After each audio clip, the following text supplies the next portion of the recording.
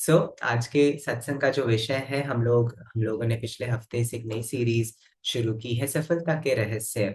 और इस हफ्ते का जो विषय है, सफलता का रहस्य है कार्य को केवल उसकी लोकप्रियता के कारण नहीं बल्कि गहरे विश्वास के कारण करना। और इंग्लिश में स्वामी जी ने लिखा है, the secret of success is doing things not merely because they are popular but because you deeply believe in them। बहुत इंटरेस्टिंग चीज स्वामी जी यहाँ पे बता रहे हैं, क्योंकि वेल हम में से अगर हम इवन हिस्ट्री में देखें, कितने सारे उदाहरण हैं हमारे सामने, जो लोगों ने जो यूजुअल है, जो कॉमन है, उससे हटकर उन्होंने अपना मार्ग चुना, या उस मार्ग पर वो आगे बढ़ने की उन्होंने कोशिश की। और कई लोग जो उसमें वो सफलता प्राप्त करते हैं, हम उनका उदाहरण लेते हैं दूसरों को बताने के लिए। पर बहुत सारे उदाहरण हैं। हम गौतम बुद्धा से देख सकते हैं, कैसे वो एक राजकुमार थे, वहां से उन्होंने अपना घर, अपना राज्य त्याग करके उन्होंने एक सन्यासी का जीवन धारण किया, और उन्होंने ईश्वर की प्राप्ति की।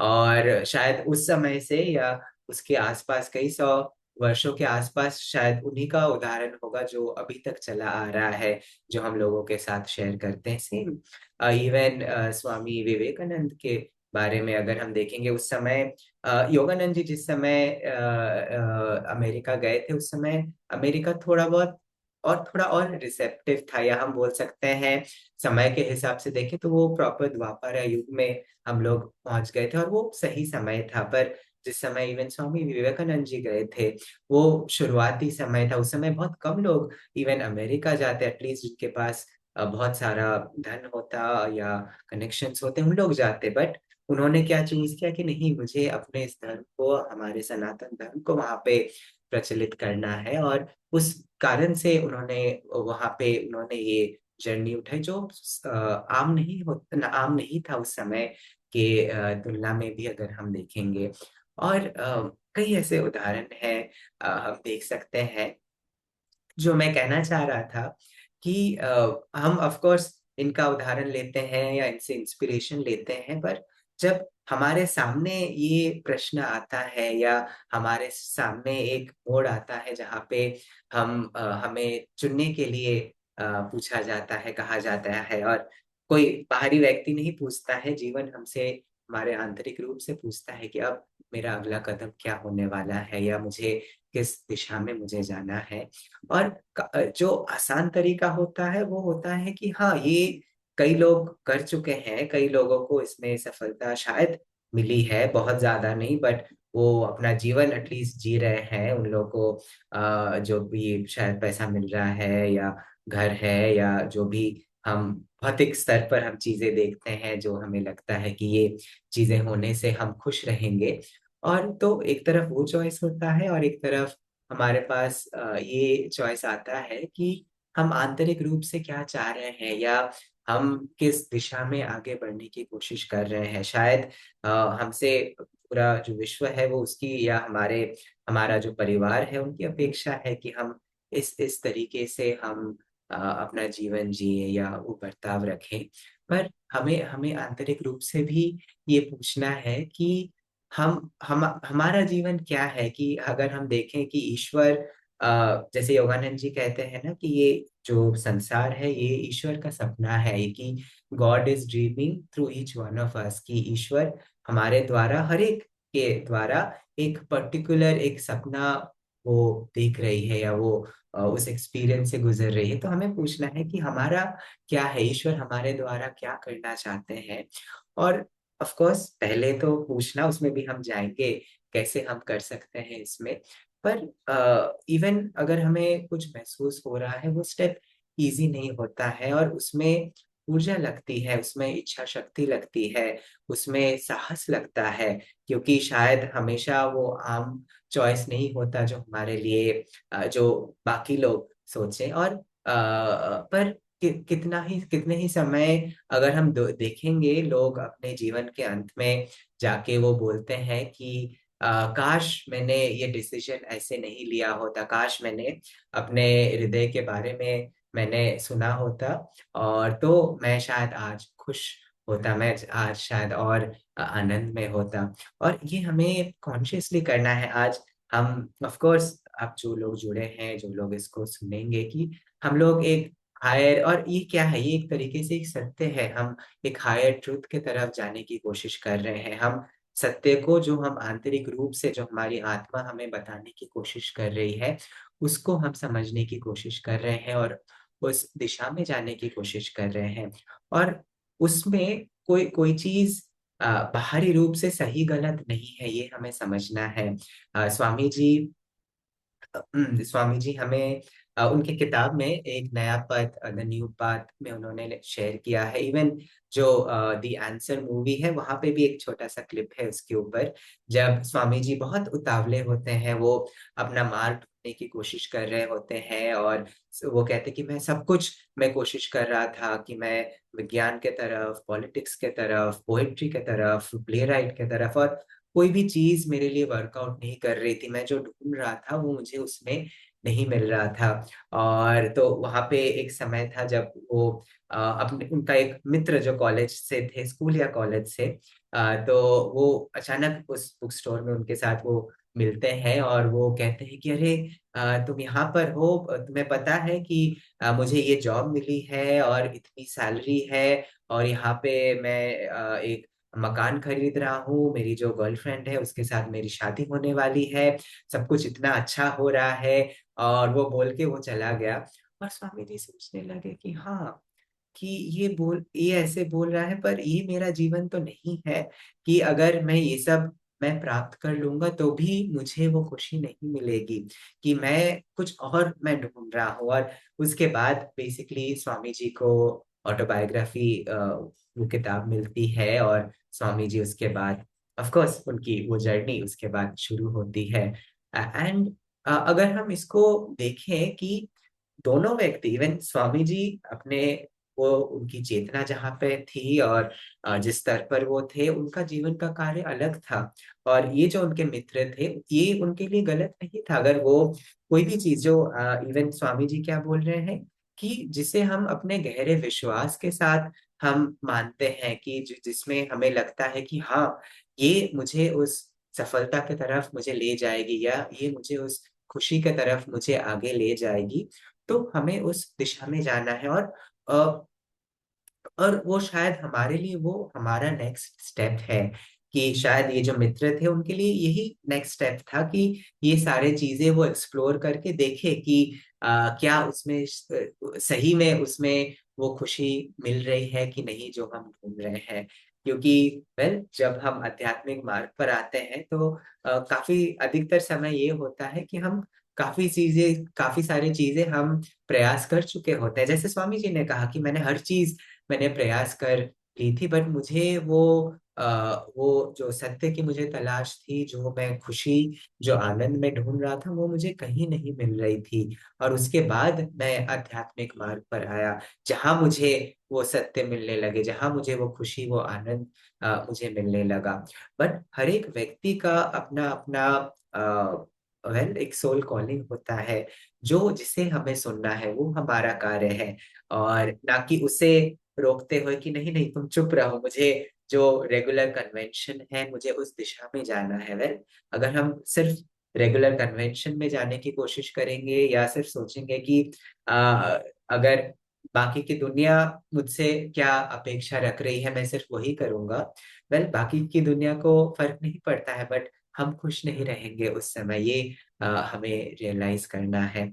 एंड इसी कॉन्टेक्स्ट में एक बहुत इंटरेस्टिंग एग्जाम्पल है, जस्ट इसी पॉइंट को स्वामी जी शेयर करते हैं, जब योगानंद जी के जीवन से वो उदाहरण लेते हैं, कि इवन जैसे ऑफ कोर्स, जब इंडिपेंड ये योगानंद जी के शुरुआती सालों के, आई मीन जब वो यंग थे, जब इंडिपेंडेंस की लड़ाई हो रही थी इंडिया में, और तो उस समय की बात है जब कुछ लोग योगानंद जी के पास आते हैं और उन्हें वो कहते हैं कि तुम भी हमारे साथ योगदान करो। तो उस समय जो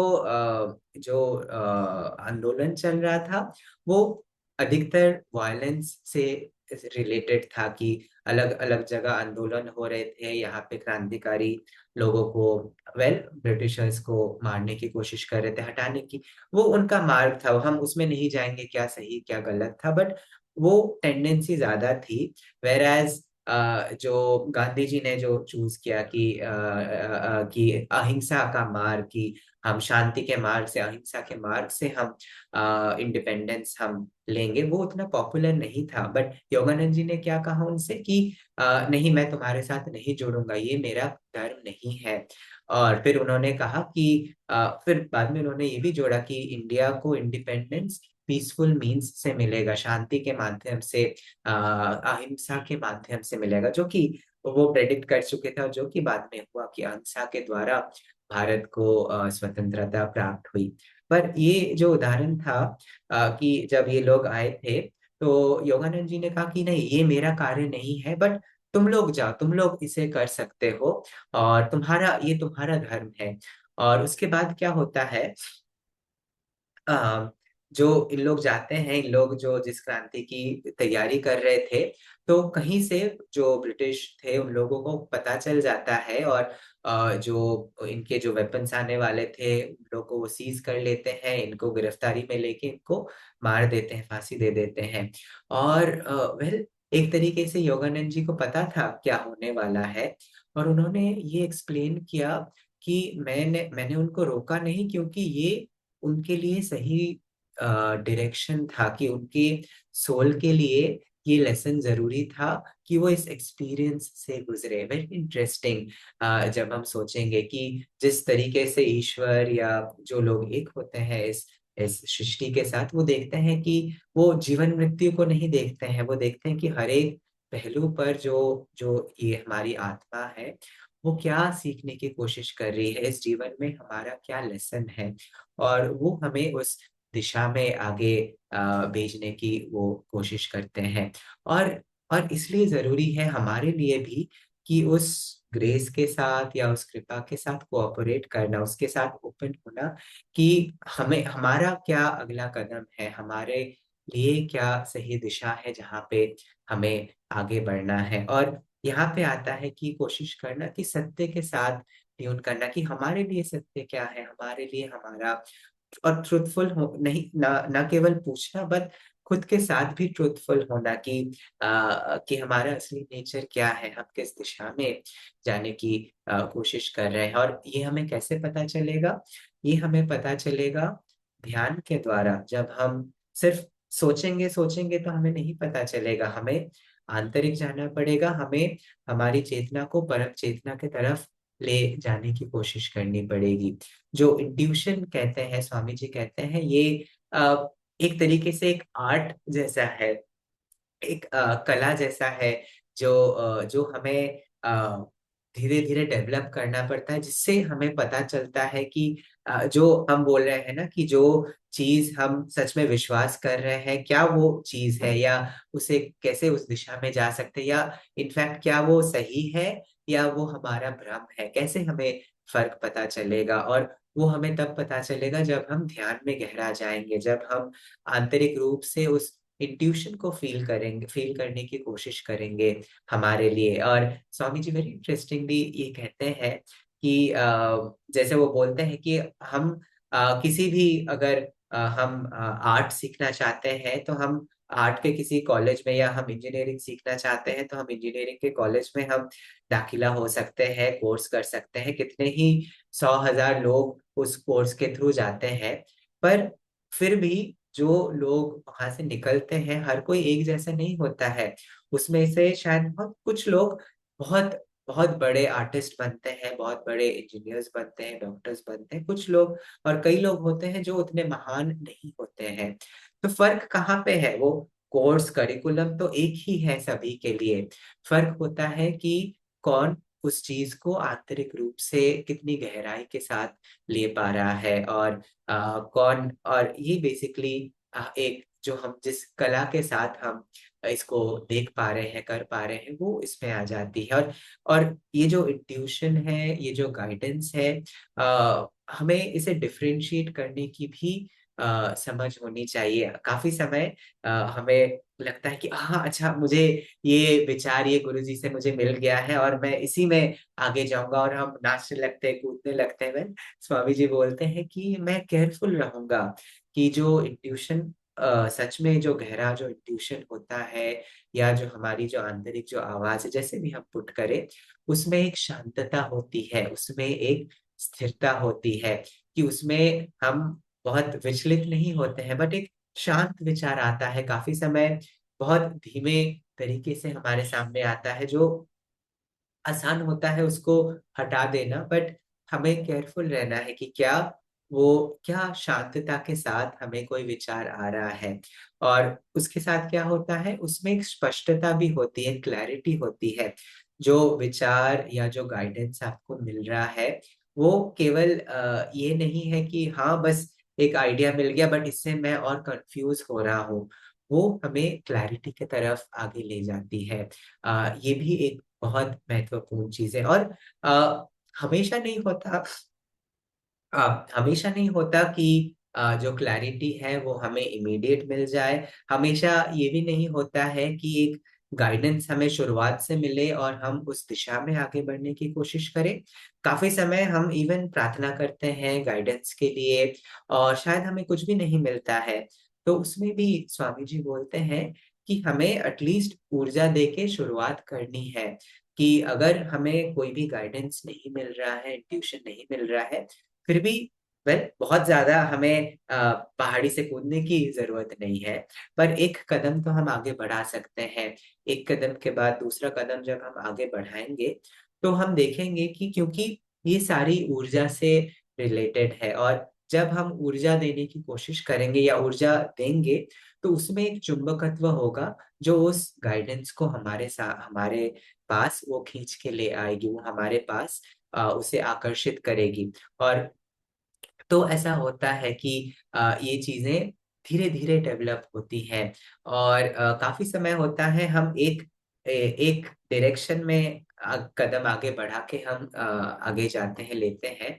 बट कुछ समय में ही हमारा जो सही डायरेक्शन है, शायद उससे पूरा अपोज़िट हो जाता है, और क्योंकि उस तरीके का गाइडेंस हमें मिल रहा होता है, तो हमें ओपन होना है कि हर एक कदम पर ये पूछते हुए कि क्या ये सही है मेरे लिए या नहीं, और उस दिशा में हमें आगे जाना है। और इसके लिए ऑफ कोर्स जो इनर गाइडेंस है वो हमें चाहिए, बट वो साहस भी हमें चाहिए। पर हमें ये भी समझना है कि अगर हम कोशिश करेंगे, तो वो ऊर्जा, वो साहस हमें ईश्वर से, हमें गुरु से भी मिलेगी।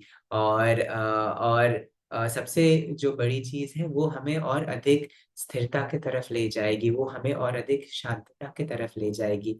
और जो तीसरी चीज़ है, वो हमें और गहरे आनंद की तरफ ले जाएगी। तो कि और ये हमारा अ, आप बोल सकते हैं एक मार्ग हो सकता है कि हमें कैसे पता कि जो चीज़ हम सोच रहे हैं या जिस दिशा में हम जाने की कोशिश कर रहे हैं, वो सही है या गलत है। कि ये सारी चीज़ें हमें देखनी पड़ेगी। क्या मुझे उसमें एक स्थिरता, एक शांतता महसूस हो रही है? क्या मुझे पीसफुल महसूस हो रहा है? क्या मुझे एक सामंजस्य महसूस हो रहा है, या चीज़ें और ज़्यादा विचलित हो रही हैं?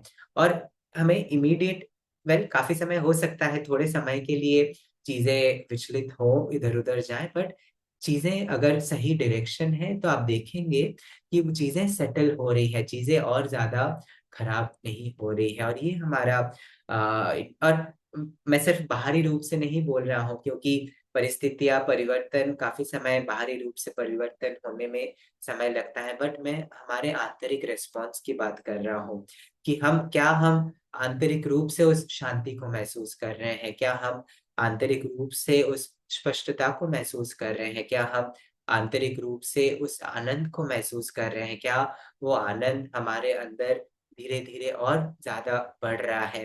तो वो हमारा इंडिकेशन है कि हाँ, हम सही दिशा में जा रहे हैं, हम सही कदम ले रहे हैं, और वो हमें फॉलो करना है, भले ही बाहरी कस्टम्स कैसे ही क्यों ना हो, या बाहरी तरीके से लोग कैसे ही जीवन क्यों ना जी रहे हो, हमें वो फॉलो करना है, क्योंकि वो हमें और अधिक आनंद की तरफ हमें ले जाती है। और हमें ये भी सोचना है, क्योंकि काफी सारे ये जो चीजें आती हैं हमारे सामने, ये कलयुग की चीजें हैं जो अभी के लिए और वैलिड नहीं है। हम लोग द्वापर युग में है, और एक नई युग, और ये युग ऊर्जा की है, ये युग परिवर्तन का है, ये युग फ्लूइडिटी का है, जहाँ पे ऊर्जा, जो हम देख सकते हैं ना, ऊर्जा और जो भौतिक चीजें हैं उसमें अंतर क्या है, भौतिक चीजें फिक्स्ड होती हैं, रिजिड होती हैं, बट जो एनर्जी है, जो ऊर्जा है, वो फ्री फ्लोइंग होता है, वो बदलता रहता है। तो हमें कोशिश करना है कि, और जब हम इस युग के साथ हम कनेक्ट करने की कोशिश करेंगे, इस ऊर्जा के साथ कनेक्ट करने की कोशिश करेंगे, तब हम देखेंगे कि हमारा जीवन भी काफी आसान हो रहा है, क्योंकि हम उस चीज के साथ चलने की कोशिश कर रहे हैं जो हमें आगे ले जाने की कोशिश कर रही है, जो हमें उस आनंद के तरफ हमें ले जाने की कोशिश कर रही है। एंड तो मैं इस कुछ शब्दों से मैं एंड करूंगा ये, शाश्वतता से मृदुल स्वर, विस्पर्स फ्रॉम इटर्निटी, में 24th जो प्रेयर है, जहाँ पे योगानंद जी लिखते हैं मेरे गुरु के बारे में। लंबी कविता है, बट मैं बस एक पंक्ति वहां से, एक पैराग्राफ में पढ़ूंगा वहां से, जहाँ पे योगानंद जी लिखते हैं, यदि सारे देवता अप्रसन्न हैं पर आप प्रसन्न हैं, तो मैं आपकी प्रसन्नता के लिए मैं सुरक्षित हूँ।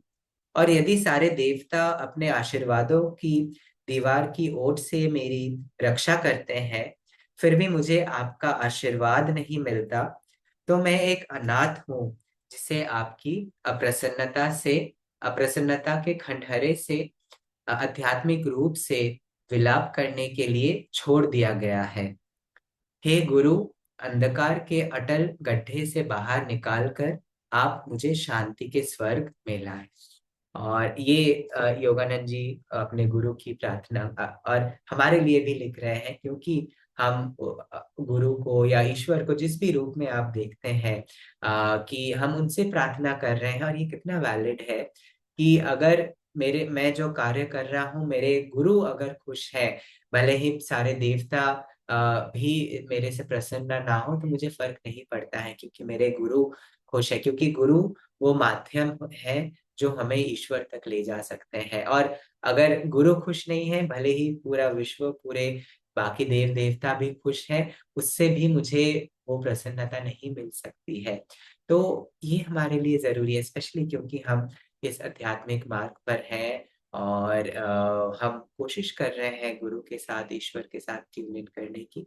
तो उसके साथ अगर हम आगे बढ़ने की कोशिश करें और इस सिद्धांत को देखने की कोशिश करें, तो सफलता हम जरूर प्राप्त करेंगे, हम सफलता की ओर हम आगे बढ़ेंगे। और छोटे छोटे चीजों में इसको कोशिश कीजिए, हमें बड़े डिसीजंस नहीं लेने हैं अचानक से, बट छोटे छोटे डिसीजंस में हम ये ट्राई करके देख सकते हैं, और देख सकते हैं कि क्या ये फॉलो करके मुझे सफलता मिल रही है, क्या मेरी जो आंतरिक आनंद है, क्या वो बढ़ रहा है। और वो हमारा गाइड होगा कि अगर वो बढ़ रहा है, नेचुरली उस तरीके से अपना जीवन हम जीने की कोशिश करेंगे। चलिए, इसके साथ हम यहीं पे समाप्त करेंगे। आप सभी का बहुत बहुत धन्यवाद जुड़ने के लिए, और आई होप ये जो मैंने शेयर किया हेल्पफुल था आपके लिए, एंड आप अप्लाई करेंगे अपने जीवन में। हम बहुत जल्द वापस मिलेंगे। बहुत अच्छे रहिए, बहुत अच्छा वीकेंड रहे आप सभी का। जय गुरु।